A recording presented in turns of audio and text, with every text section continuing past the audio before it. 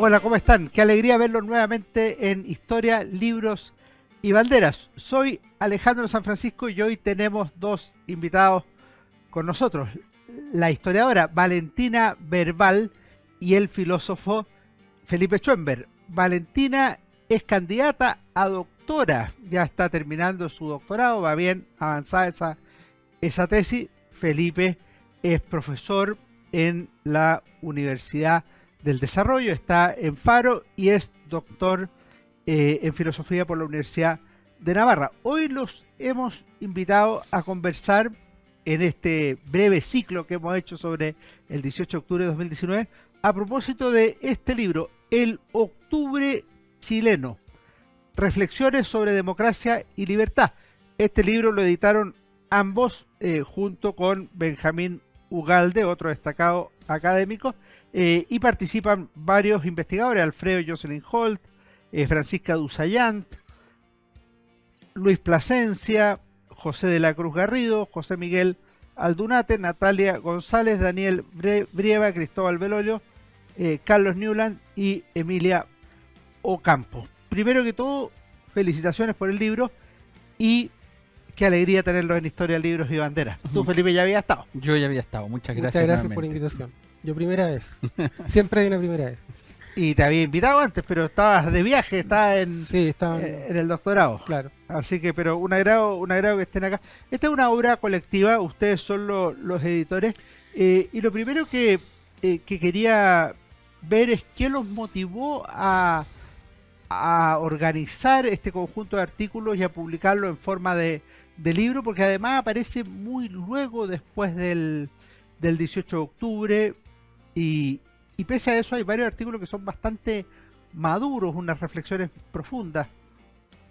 Sí, bueno, la motivación principal era la de tratar de examinar con alguna racionalidad, tratar de poner, digamos así, paños fríos en lo que estaba pasando, y de tratar, en medio de la vorágine que supuso todo el estallido y la violencia de esos días, tratar por un lado de acometer una reflexión como fría, serena, que rescatara precisamente aquellas instituciones que estaban en peligro y que nosotros consideramos que era importante reivindicar. Eso también tiene que ver obviamente con el título editorial, ¿cierto? Y por lo mismo la idea era, por una parte, tratar de hacer, si uno quiere, un diagnóstico, contraponer ese diagnóstico a los diagnósticos ya muy tempranos que se estaban dando en ese momento acerca de las causas del estallido, ofrecer también, si uno quiere, ciertas como perspectivas hacia futuro en algunos capítulos, o tratar de explicar las crisis, por ejemplo, como en el artículo de Alejandra Dusayant. Entonces la idea era como abordar la crisis en su conjunto, ofrecer una narrativa alternativa respecto de las causas y del significado de esa crisis, y de ofrecer también alguna suerte como digo, de perspectiva hacia futuro. Bueno, fue que yo creo yo estaba en Estados Unidos, nos causó mucho impacto a mí en lo personal el estallido. Me causó mucho impacto el tema de la violencia, obviamente, excesivamente. También me llamó la atención, aunque quizás no con tanta sorpresa, pero sí el grado en que se ocurrió, la justificación de la violencia que hicieron sectores de izquierda, políticos, intelectuales. Y también lo otro que a mí me llamó la atención, porque es un tema que yo venía trabajando desde antes con otro libro, es la actitud que tuvo la derecha también, como lo que aparece en un capítulo. Me estoy como haciendo propaganda, digamos. Ya te vamos a preguntar por sí, qué, no hay claro, problema. pero la actitud de la derecha como que se subió muy rápidamente al carro, por decirlo así, del diagnóstico como hegemónico que hubo en un comienzo. Es decir, que el estallido fue producto como de un rechazo, digamos, masivo de la población al modelo económico. Ustedes usan un paraguas en el análisis y reflexiones sobre democracia y libertad. Estamos conversando con Felipe Schoenberg y Valentina Verbal. Eso no cabe duda que llama la atención, porque la mayoría de las reflexiones son sobre la crisis social, los abusos, el estallido, la violencia. Ustedes se centran en temas que podríamos decir son más permanentes. ¿Cuál es la razón o la motivación? Y tiene que ver, yo creo, con el proyecto que ustedes mismos han encabezado de este centro de estudio editorial Democracia y Libertad. Sí. Bueno, tiene que ver, yo creo, con el hecho de que desde un primer momento, o al menos muy tempranamente,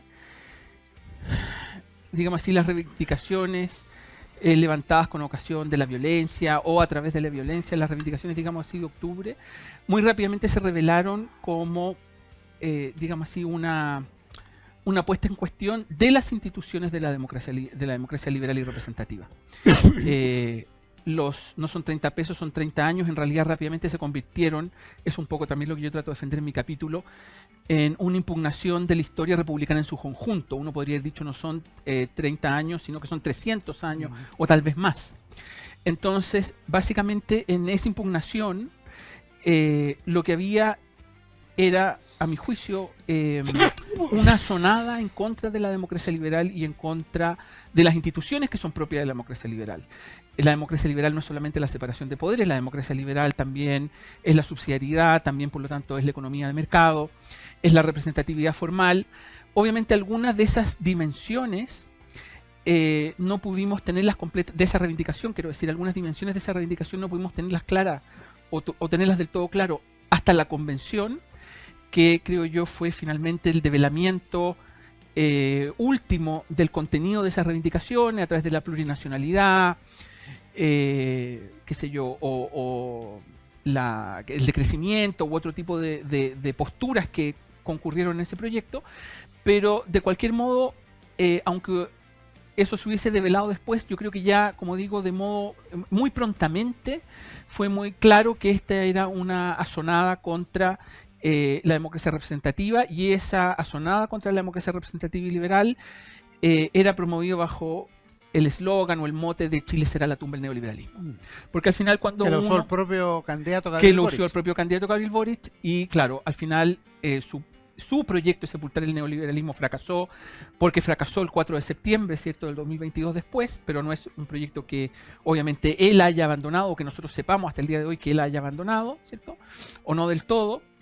Y entonces en el fondo nos pareció que era importante defender esa, porque esas son las instituciones bajo las cuales la ciudadanía puede vivir en libertad, no hay otras.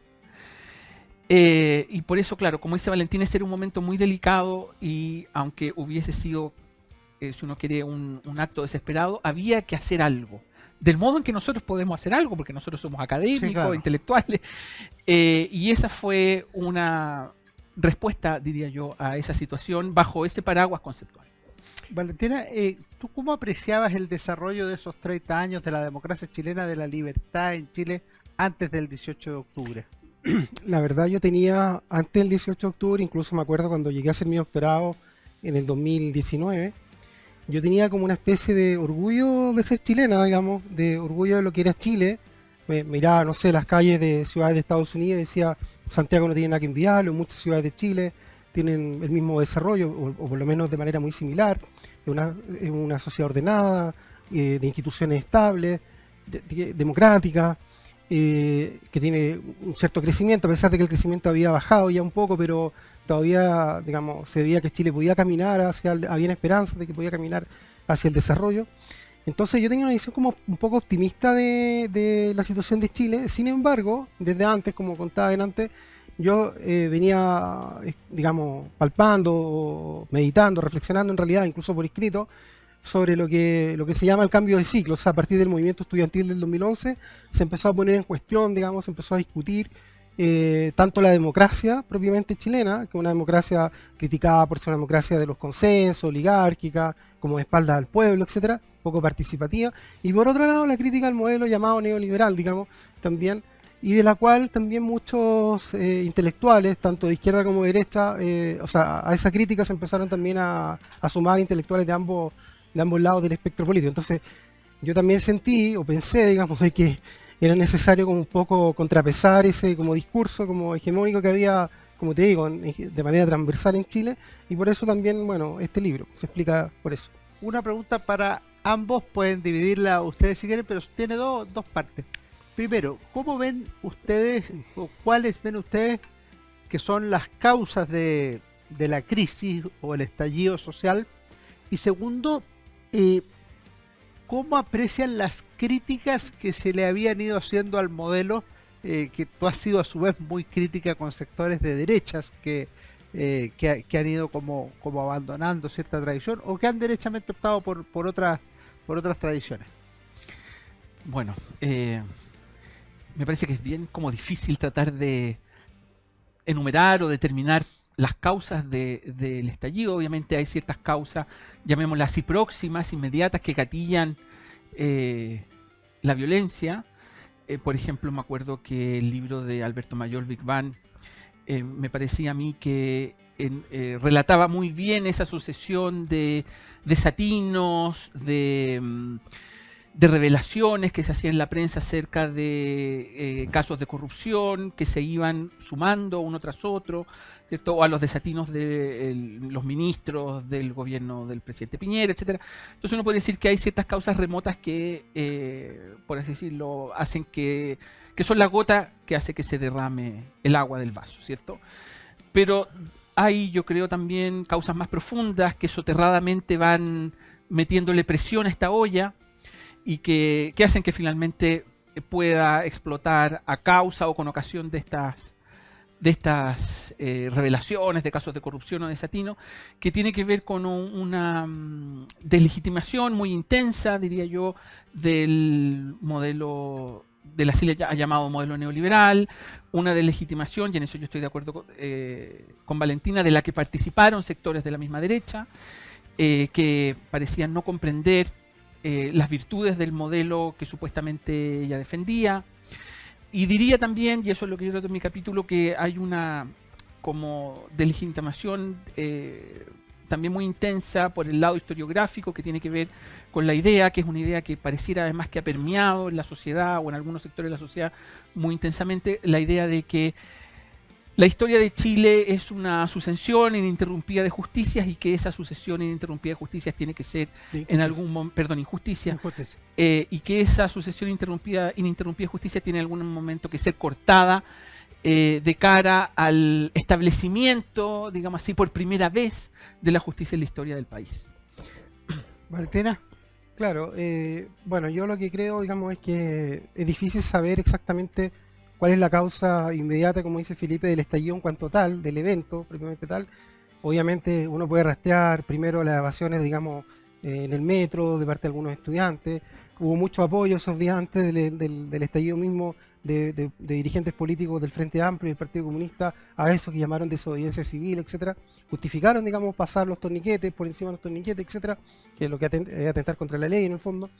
Bueno, y fueron justificando todo eso, que son como pequeños actos de violencia que hubo al principio, que era pasar por encima de los torniquetes, pero obviamente la causa como más de fondo, por decirlo así, más el antecedente, digamos, más profundo, es que yo creo desde varios años antes, digamos, a nivel un poco más mayoritario, más hegemónico, como te decía, existieron intelectuales, digamos, de izquierda y de derecha, que empezaron a cuestionar el modelo, sobre todo el modelo económico, pero después también el modelo político, también la democracia como tal, como sistema político.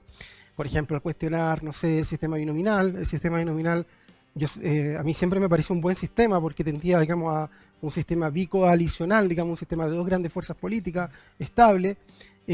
Además producía, digamos, una mayor unidad entre las fuerzas políticas porque perdían, o sea, competían en la elección, pero después eran todos amigos, digamos, etcétera. Y hubo mucho mito sobre también el tema de bueno, todo el tema, por ejemplo, de Fernando Atria, de las trampas constitucionales, todo eso era bastante discutible, digamos, que eso atentara contra la democracia, por ejemplo. Bueno, hubo mucha construcción, digamos, intelectual en contra, digamos, de las instituciones políticas y económicas en Chile, y eso al final, digamos, fue permeando. Y también yo creo que hay un antecedente histórico que es el gobierno de Bachelet II, porque el gobierno de Bachelet II, digamos, introdujo al Partido Comunista en el gobierno y le dio como carta de ciudadanía al Partido Comunista, que históricamente había sido un partido que se llamaba no parlamentario o extraparlamentario, o sea, un partido de minoría, que no sacaba más del 5%. Y también el gobierno de Bachelet II o la concertación en su último periodo, a partir de esos cupos protegidos, le permitió que entraran los primeros ex dirigentes estudiantiles como Giorgio Jackson, etcétera, entraran al Parlamento. Entonces hubo como una especie de renuncia o claudicación, por decirlo así, de la ex concertación también. Eso en términos políticos también explica la pavimentación del camino hacia finalmente el estallido. Obviamente no es que ellos pensaban que o querían que llegara un estallido necesariamente, no es que se haya planificado desde tanto tiempo antes, pero sí pavimentó el camino como a ese tipo de discurso antisistema, antimodelo, etc. Vamos a hacer un pequeño alto y volvemos, Felipe, con un tema tuyo, la violencia, para tratar de explicarla, no es fácil. En Historia, Libro y Bandera estamos conversando con Felipe Schoenberg y Valentina Verbal. El octubre chileno, a 5 años de los acontecimientos del 2019. Hola, estamos juntos, claro, juntos, todos los días, todo el día, en Radio Agricultura y en Agricultura TV. Sé parte de la comunidad de Deportes en Agricultura. Escúchanos aquí en Radio Agricultura 92.1. Entretención aquí en Agricultura y Agricultura TV.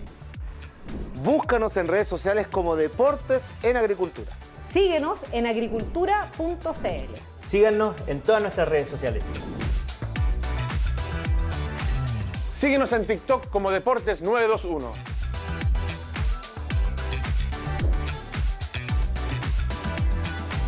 Aquí estamos conectados con Agricultura, más de 21 años liderando la audiencia gracias a su sintonía. Conectados con Agricultura. Sigue la programación de Deportes en Agricultura a las 7 de la mañana y a las 14 horas. Somos Agricultura. Somos Agricultura.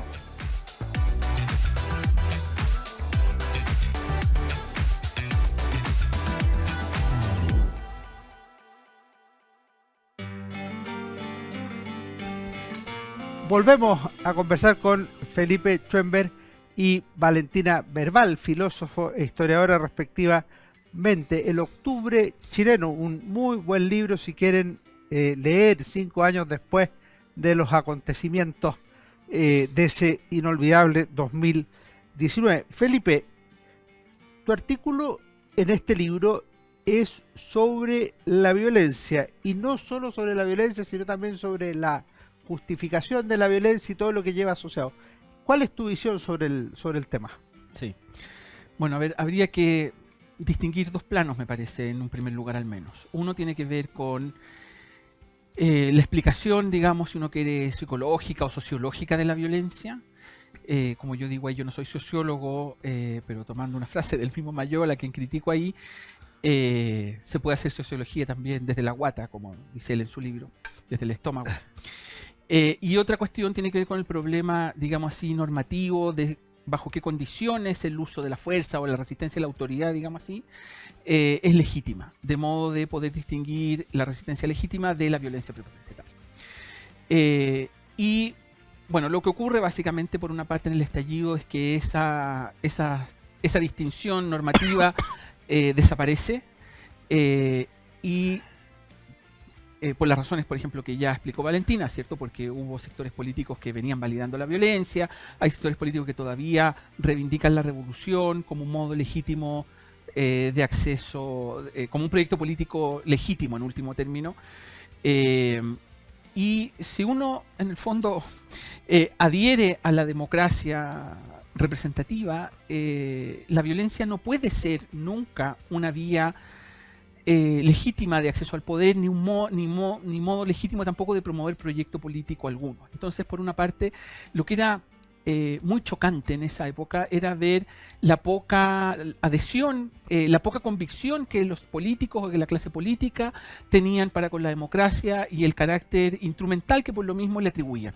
En el fondo, ellos defendían la democracia mientras ganara las elecciones, básicamente, mientras su proyecto político efectivamente tuviera la adhesión del electorado, porque si no, ellos creían que básicamente se podía derrocar la democracia por medio de la fuerza. Y el otro punto, que es sobre todo el que yo traigo en mi capítulo, es la cuestión, digamos así, de las razones por las que, digamos así, subjetivamente la gente podía creer que la violencia era admisible. Y por lo que yo he puesto en ese capítulo es la idea de que hay una representación de la historia que tiene un carácter, digamos así, como mítico, no necesita tener por lo mismo exactitud, sino basta con que tenga cierta verosimilitud, que es un mito probablemente además común a toda Latinoamérica, que es la idea de que las sociedades latinoamericanas funcionan y han funcionado siempre sobre la base de una serie de injusticias por las cuales siempre un grupo ha sido postergado y otro siempre ha salido beneficiado, que es el grupo, digamos así, dominante, y que por lo tanto en la historia republicana no hay en realidad nada valioso que salvar, porque a la larga toda esa historia es un proyecto fallido que ha sido arruinado por una élite, por una oligarquía, y que básicamente ese proyecto tiene que ser rehecho de nuevo. De ahí precisamente, digamos así, las ansias refundacionales. La refundación. Efectivamente, de aquellos que estaban en ese momento, y bueno, y tiempo después también, tan afanados en cambiarlo todo, por así decirlo. Yo creo que ahí hay yo no soy historiador, pero me parece que ahí hay un mito histórico que es muy persistente y que tiene como mucha potencia de atracción para mucha gente, porque parece poder explicar muchas cosas, y yo creo que es muy importante que no perdamos de vista el poder que los mitos desempeñan en el funcionamiento social de las sociedades. Las sociedades tienen fundaciones míticas, las sociedades renuevan, por así decirlo, su propia vida volviendo a sus orígenes míticos, qué sé yo, los padres fundadores de Estados Unidos en Estados Unidos, los romanos a Rómulo y Remo, o a Eneas y su vida de Troya, lo que fuera, ¿cierto? Y yo creo que este mito, por así decirlo, si uno quiere, fundacional o pseudo fundacional de Latinoamérica, ejerce esa atracción, y yo creo que fue muy importante en ese entonces, y que además se podía apreciar en los rayados y en los grafitis que hubo a lo largo de toda la ciudad y de todo Chile en realidad durante esa época. Valentina, antes de ingresar a tu artículo acá en el libro, quiero vincular con lo que ha planteado Felipe otro texto que tú trabajaste en el libro que editaron ustedes de la Constitución en disputa, que es la deslealtad hacia la democracia que existió en torno al 18 de octubre y las semanas siguientes. No solo por el uso de la violencia y la justificación de la violencia, sino que tú dices, ahí se trató de cambiar el sistema político por la mala, se trató de sacar al presidente de la República por secretaría y una serie de cosas. ¿Cómo ves tú esto ya en una plataforma más explicativa, en el sentido de la deslealtad hacia las instituciones democráticas? Claro, bueno, yo me basé en ese capítulo del libro La Constitución en Disputa, que se llama La democracia en entredicho, en el planteamiento que es muy canónico, digamos, de Juan Lins, un libro que se llama La quiebra de las democracias, y él explica que las democracias se quiebran o, por último, decaen, por decirlo así, aunque no se quiebran totalmente mediante un golpe de Estado, pero decaen, digamos, internamente a partir del no cumplimiento de lo que él llama las reglas de la democracia. Y una regla clave de la democracia es aceptar al adversario político como un legítimo adversario, no como un enemigo, ¿cierto? Es decir, tiene que haber alternancia en el poder y hay que respetar, digamos, que exista esa alternancia, etcétera. En cambio, lo que ocurrió en Chile en los últimos años es que la centroizquierda incluso, y no solo la izquierda propiamente tal, no aceptó que gobernara la derecha, que llegara la derecha al poder, ¿ya? Entonces incurrió en lo que Juan Lin llama oposición desleal, es negarle el derecho a gobernar al sector político contrario, por decirlo así. Y lo otro es que utilizó también, violó las reglas también, por ejemplo, constitucionales, por ejemplo, presentando proyectos inconstitucionales, presentando acusaciones, también, valga la redundancia, constitucionales sin fundamentos jurídicos, sino por razones meramente políticas. Yo ahí hablo también de todas las acusaciones constitucionales que se presentaron, que llegaron a ser como 14 durante el gobierno de Sebastián Piñera. Bueno, aparte de la legitimación de la violencia o la no condena, porque también Lins y otros autores sostienen, digamos, que una regla de la democracia no es solo condenar la violencia, sino que también, digamos, se incumple con esa regla cuando no se la condena, cuando se la tiene que condenar, o sea, cuando se guarda silencio en el fondo. Y además se tiene que condenar enérgicamente, digamos, y eso también no se hizo, digamos, durante el estallido y desde antes incluso. Entonces, bueno, y hubo muchas justificaciones también de la violencia a partir de la llamada violencia estructural, digamos, que existiría, o violencia simbólica, en varios intelectuales, en varios políticos, etcétera. Todo lo cual, digamos, de acuerdo, por ejemplo, al esquema de Juan Lins, ¿cierto? Apunta al quiebre de la democracia. Ese es como el punto. Aunque eso no necesariamente tenga como consecuencia un golpe de Estado o propiamente una dictadura, pero sí a una democracia, por decirlo así, moribunda o como una especie de muerto viviente, digamos. Entonces, eso fue un poco lo que ha pasado en Chile. Hay que pensar que incluso después del estallido, a los 2 días, ya se estaba viendo la renuncia al presidente de la República, de parte sobre todo del Partido Comunista. Y digamos yo, bueno, ahí digo, bueno, lo que hay que hacer, digamos, si tú no estás de acuerdo con el gobierno, hay que tratar de ganar las próximas elecciones, pero no tratar de propiciar la caída del gobierno, quizás no a través de un golpe de Estado propiamente tal, utilizando las Fuerzas Armadas, sino que a través de otras vías, digamos, que pueden ser constitucionales muchas veces incluso, pero abusando también de las instituciones. Por ejemplo, la acusación constitucional está en la Constitución, pero hay que usarla correctamente y hay que usarla como última ratio y no como una regla, una práctica política habitual. ¿Se entiende un poco la deslealtad o el uso de esos mecanismos de parte de una oposición por razones de oportunismo, por tratar de salir de la crisis? Tú en alguna parte dices que la derecha compró el discurso en parte como para amortiguar la situación. ¿Cómo explican una adhesión que podríamos llamar mayoritaria en algunos temas hacia la violencia, hacia las barricadas, hacia atacar a carabineros, hacia el uso de la violencia? ¿Han pensado ese tema? Porque es un tema muy, muy complejo, porque efectivamente se dispara la validación de la violencia por parte de la ciudadanía, ya no de los políticos.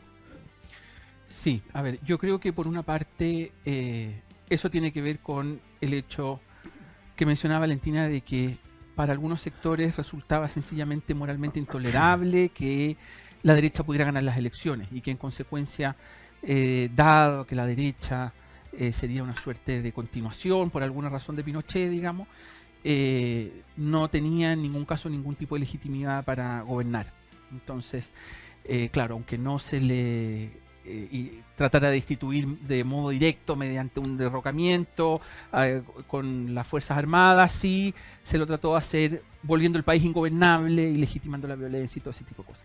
Ahora, claro, uno podría preguntarse, claro, pareciera que hay entre esos mismos sectores gente que necesita pensar que vive bajo una dictadura o algo muy parecido a una dictadura, y que la derecha y antes la Concertación eran como una suerte de representación de menor intensidad de Pinochet.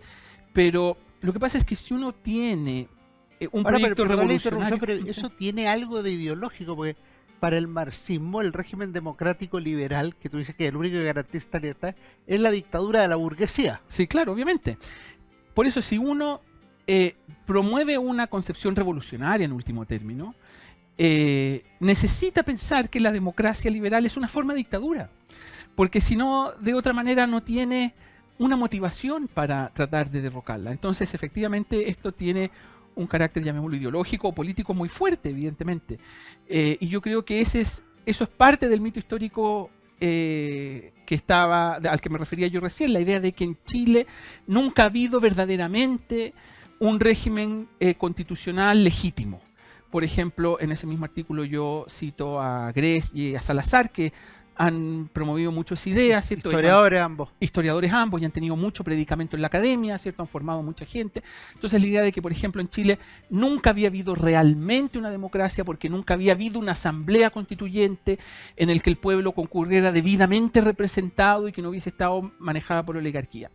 Esa idea obviamente engancha muy bien con la idea de que debe haber un proyecto revolucionario que nos libre en último término de esta falsa forma de democracia, o para ponerlo en términos más duros, de una suerte de dictadura travestida de democracia. Yo creo que sin esa idea es muy difícil darle legitimidad política a un proyecto que en último término lo que pretende hacer es derrocar el sistema de libertad y la democracia liberal. Yo no veo cómo la gente se podría motivar si no fuera creyendo que ese sistema de libertades es en realidad una farsa. ¿Vale? Bueno, yo creo que, bueno, primero no tengo una respuesta exacta, digamos, de por qué la población apoyó la violencia, pero me imagino que gran parte de la población como que se convenció, por decirlo así, a partir de todos estos discursos bastante mayoritarios, de que el modelo era esencialmente injusto, de que el problema de Chile era la desigualdad, y como que de alguna manera no se hace, como el dicho, hay que romper huevos para...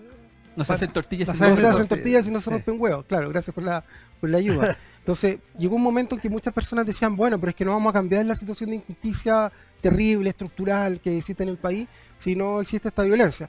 destruyamos todo para después desde las cenizas como reconstruir el país. O sea, siempre está la idea, digamos, yo esto lo veía incluso en personas que conozco de izquierda, de que no importa, se puede destruir todo, después esto rápidamente cuando tengamos un gobierno de izquierda todo va a ser ordenado, vamos a limpiar los muros, etcétera. Pero la verdad que cuando se destruye cuesta mucho, digamos, después recuperarse. Todavía, si uno recorre, por ejemplo, las calles de Santiago, se ve muros rayados, quedó como una especie de cultura, como que es bueno rayar, de que es bueno no cumplir con las reglas. Ha bajado también, por ejemplo, yo lo veo como profesora, digamos, la responsabilidad de los estudiantes, etcétera. Yo creo que todo eso ha pasado. Entonces, ha habido como una especie de carta de ciudadanía, que me lo explico solamente así, digamos, de las élites políticas, de los intelectuales, digamos, como a favor, digamos, de la anomia, como dice Carlos Peña, digamos, que pone mucho, bueno, que es un concepto sociológico, pero que lo utiliza mucho Carlos Peña, de una anomia, digamos, como justificada, por decirlo así, o levantada, o aplaudida, por decirlo así, por las élites políticas e intelectuales. Vamos a nuestro último alto y volvemos para conversar con Valentina Verbal y Felipe Schoenberg, el octubre chileno a los 5 años del 18 de octubre de 2019. Hola, estamos juntos, claro, juntos todos los días, todo el día, en Radio Agricultura y en Agricultura TV. Sé parte de la comunidad de Deportes en Agricultura. Escúchanos aquí en Radio Agricultura 92.1. Entretención aquí en Agricultura y Agricultura TV. Búscanos en redes sociales como Deportes en Agricultura. Síguenos en agricultura.cl. Síganos en todas nuestras redes sociales. Síguenos en TikTok como Deportes 921.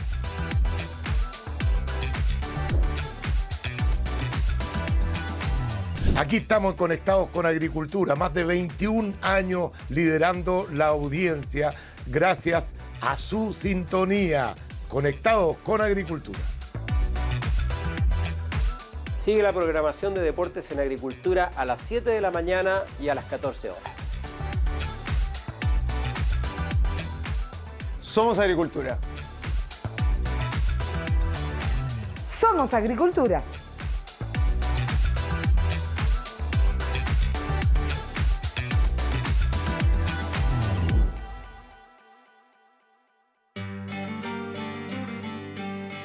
Volvemos a nuestro último bloque con Felipe Schoenberg y Valentina Verbal. Valentina, te quiero preguntar a ti, tu artículo es sobre la derecha o las derechas y su actitud en el 18 de octubre, que incluye aparte del gobierno. ¿Cuál es tu percepción respecto de eso? Bueno, como tú mencionaste antes, yo la verdad desde el 2017 por lo menos, que escribí otro libro, perdón, la autopropaganda de nuevo, que se llama La derecha perdida. Lo vamos a conversar aquí cuando termine el doctorado. He sido muy crítica de la derecha, y especialmente, no tanto de los políticos, sino que de algunos intelectuales. Quiero aclarar que he sido crítica en términos justamente intelectuales y no personales. Sí. ¿Ya? Pese que a veces, digamos, algunas personas que uno critica por su pensamiento, por lo que escriben, etcétera, se lo toman como en forma personal. Porque yo creo, como dije un poco delante, que, por decirlo así, este discurso como antimodelo y también en parte en contra de la democracia liberal fue construido lentamente, sobre todo, digamos, a partir del 2010, por sectores de derecha, por intelectuales de derecha, en contra del mercado, por ejemplo, entendido no como un sistema de cooperación, digamos, sino como un sistema como un juego suma cero, y además como un modelo económico que promueve el egoísmo, que se le llama individualismo, pero que en realidad el individualismo, desde un punto de vista, por ejemplo, teórico, no significa egoísmo, significa la superación, por decirlo, de la sociedad estamental. O sea que los derechos son de los individuos de manera universal y no, digamos, a favor de grupos, o los individuos tienen derecho por el hecho de pertenecer a grupos determinados, como corporaciones, etcétera. Entonces, bueno, había una crítica muy despiadada en contra del liberalismo, en contra del modelo económico, etcétera, de la democracia liberal, y también de manera muy caricaturesca, por ejemplo, cuando se ha criticado, no sé, a la influencia supuesta de algunos intelectuales, como Hayek, Friedman en Chile, por ejemplo. Bueno, todo eso yo lo he tratado, y también de parte de los políticos, de parte de, por ejemplo, de Chile Vamos, yo he constatado, digamos, en ese artículo, en este libro también, de como una especie como de recepción acrítica de esos discursos de esos intelectuales. Y para no ocultar a quién me estoy refiriendo, me refiero, por ejemplo, a Hugo Herrera, a Daniel Mansuy, no tengo problema en decirlo, digamos, que han tenido discursos que yo encajo, digamos, dentro de la categoría que se llama antiliberalismo, es decir, mirar, digamos, que el liberalismo promueve el egoísmo, promueve la decadencia de Occidente, etcétera. Todos esos discursos, digamos, han permeado en los Podría ser políticos. social cristiano, gongoriano. Exactamente, el social cristianismo, sobre todo el nacionalismo popular, como le llama Gurrera, etcétera. Bueno, yo defiendo que históricamente la derecha, básicamente, la derecha más importante, que realmente ha sido relevante, es la alianza entre liberales y conservadores, digamos. Yo defiendo esa alianza, porque tienen diferencias, obviamente. Yo me defino como liberal, pero no tengo problema en colaborar con los conservadores, digamos, porque también los conservadores defienden un margen de libertad, como también ocurrió en el siglo XIX, por ejemplo, con Salvador Rodríguez, etcétera, que defendía por lo menos, digamos, la economía de mercado, etcétera, defendía un estado mínimo, una suerte de estado mínimo incluso, pero podía tener, a pesar de que habían debates ahí que obviamente eran un poco infranqueables, que eran los debates teológicos, Los religiosos. Claro, que eso separaban a los liberales y los conservadores muy fuertemente, pero en el siglo XX los liberales y los conservadores se encontraron, digamos, porque tuvieron un tercero al frente, un enemigo al frente, enemigo me refiero político, ideológico, que es el socialismo, o sea, son los partidos de izquierda, etcétera. Entonces era necesario eso, pero de siempre creo yo esos sectores como social cristiano, entendiendo no social cristianismo como los conservadores, sino un social cristianismo como distinto a los conservadores, siempre esos sectores, sobre todo los social cristianos y pensando sobre todo en la democracia cristiana, han pavimentado el camino como para la izquierda, como de hecho así ocurre en Chile, digamos, con el gobierno de Eduardo Frei Montalva, por ejemplo. Entonces ahí la derecha tiene que tener ojo que, digamos, hay un margen, no todo es derecha, digamos, desde mi punto de vista.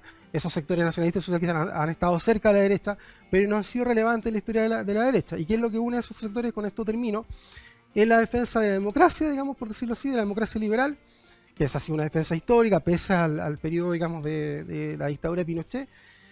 Y también la defensa, ¿cierto?, de la libertad económica, pero entendiendo la libertad económica no meramente por razones de eficiencia o por los resultados materiales que produce, que obviamente que los produce, sino también siempre históricamente, eso lo trata muy bien Sofía Correa también en un libro que se llama Con la rienda del poder, también haciendo una defensa más profunda, digamos, de que eso produce, digamos, la responsabilidad individual, produce, digamos, ¿cómo se llama?, el emprendimiento, que las personas salen adelante por su mérito, etcétera, etcétera.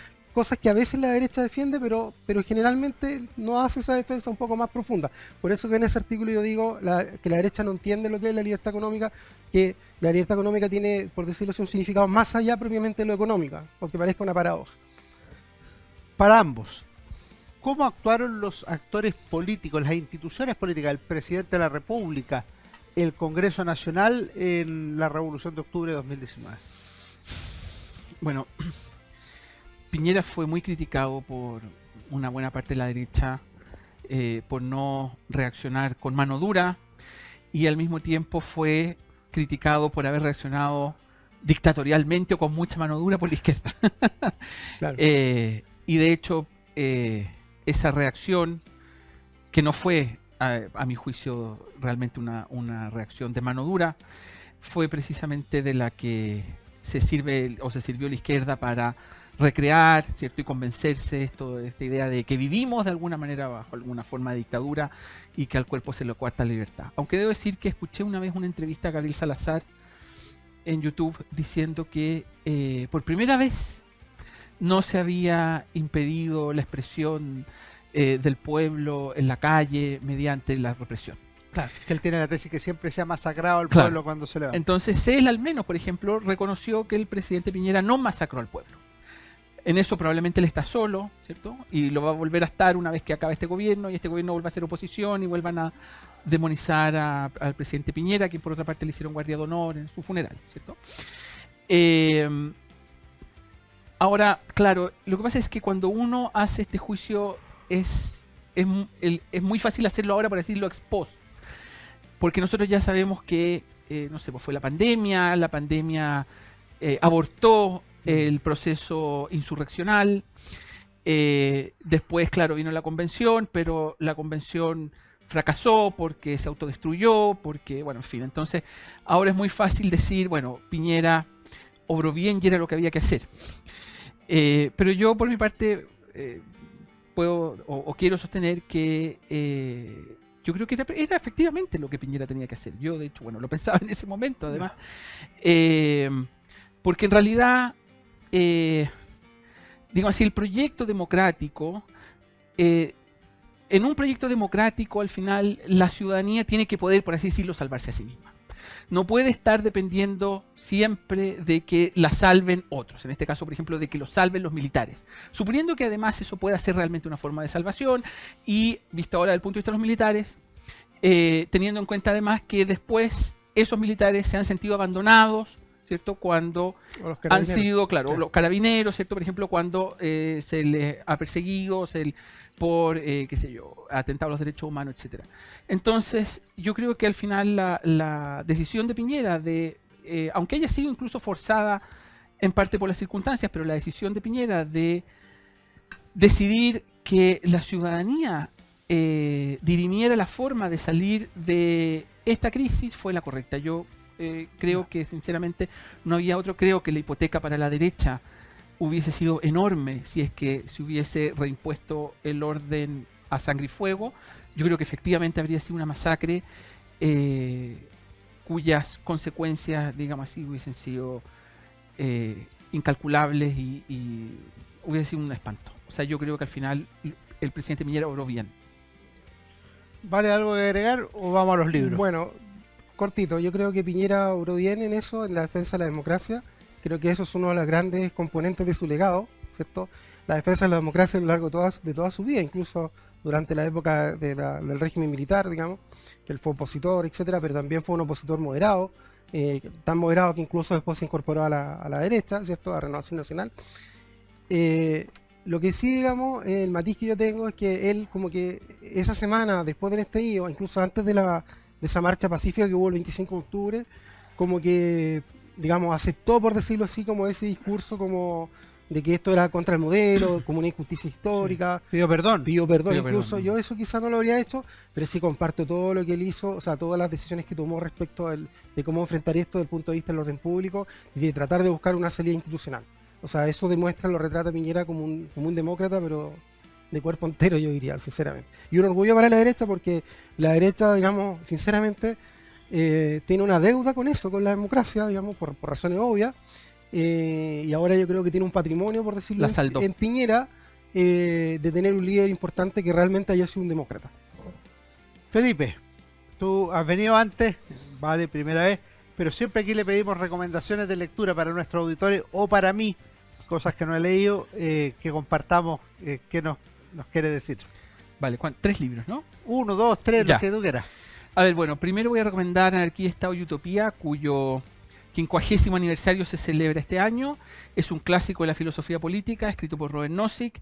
Es el libro que le da un estatus académico a la teoría libertaria. Es un libro que yo he trabajado mucho, aun cuando yo no sea exactamente un libertario. Soy alguien que tiene simpatía, sin embargo, al libertarianismo, y particularmente a Robert Nozick, que es un libro muy estimulante y muy importante en la historia del pensamiento político. Buen dato, no lo conozco.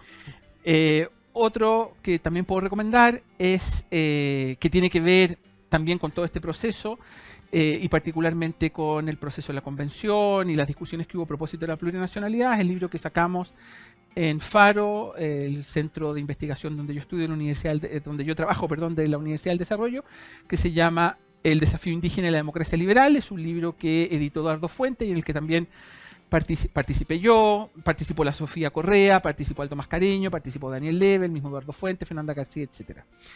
Y el último que voy a recomendar es el libro el último libro de Faro, que se llama Mujeres en Plural, que edita Fernanda García, también investigadora de Faro, y que es un libro que aborda, digamos así, la temática feminista desde una perspectiva multidisciplinaria y también desde una perspectiva, digamos así, multisectorial.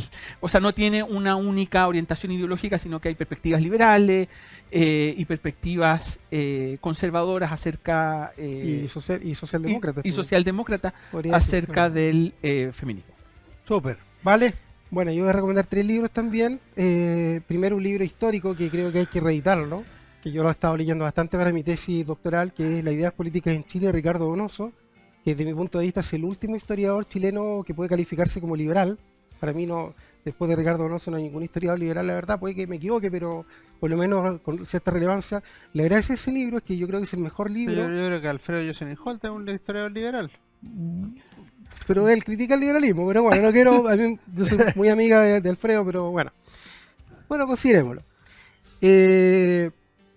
Bueno, ese libro de Ricardo Donoso, brevemente, la gracia que tiene es que muestra los grandes debates intelectuales que hubo en Chile en el siglo XIX. Es un libro de historia intelectual, antes de que la historia intelectual fuera como una rama especializada dentro de la historia. Todos los debates entre liberales y conservadores, los temas teológicos, los temas de la democracia, los temas de la educación, etc. Muy contundente el libro. Otro libro que yo creo que es interesante, sobre historia constitucional de Latinoamérica, que ha sido muy polémico, que es un libro que tiene varios años, es un libro de un politólogo, pero historiador en la práctica, también es historiador intelectual y constitucional, que se llama José Antonio Aguilar, que es un mexicano. Se le llama el libro En pos de la quimera, ¿ya? Y este libro, él explica, desde una perspectiva liberal, el fracaso del constitucionalismo en la historia de América Latina. Siempre se dice, por ejemplo, autores como, no sé, Bernardino Bravo Lira, que el constitucionalismo es ajeno, por decirlo, a la cultura hispanoamericana, etcétera, sino que se tira un constitucionalismo histórico, que sería en el fondo el constitucionalismo de la monarquía, etcétera, o el supuesto constitucionalismo de la monarquía, y él demuestra, digamos, que el fracaso del constitucionalismo en América Latina o en gran parte de los países se debe no tanto al constitucionalismo liberal, sino a una mala aplicación del constitucionalismo liberal. No voy a entrar por qué esa mala aplicación, ahí la dejo. Queda para la lectura. Y otro libro, pues con esto termino, hay un brevemente libro que acaba de salir que se llama Las mujeres en la historia de Chile, de Gabriela Huidobro, María Gabriela Huidobro, que es un libro muy bueno para adentrarse en la historia de las mujeres en Chile, pero que sí yo le hago una crítica, que es un libro como un poco lo que se llama historia compensatoria, o sea, historia como de grandes mujeres, pero no analiza la lucha de las mujeres por buscar una emancipación, digamos. O sea, por emanciparse, por lograr mayores libertades, etcétera, etcétera, pero que en todo caso es un libro muy recomendable para insertarse, digamos, en la historia de las mujeres en Chile. Vale, Felipe, muchas gracias por habernos acompañado en Historia Libre. Muchas gracias a ti por la invitación. Gracias por la invitación también. Ustedes no se vayan, ya viene mi recomendación de libros como cada semana. Hola, ¿cómo están? Soy Alejandro San Francisco y este sábado en Historia, Libros y Banderas queremos recomendar La democracia bajo asedio a partir de la revuelta de 2019. Este libro es de Sergio Muñoz Riveros, destacado intelectual que hemos tenido como invitado en nuestro programa, de Tajamar Editores, publicado, y trata diversos temas asociados a la Revolución de Octubre de 2019. El estallido no fue social, sostiene el autor.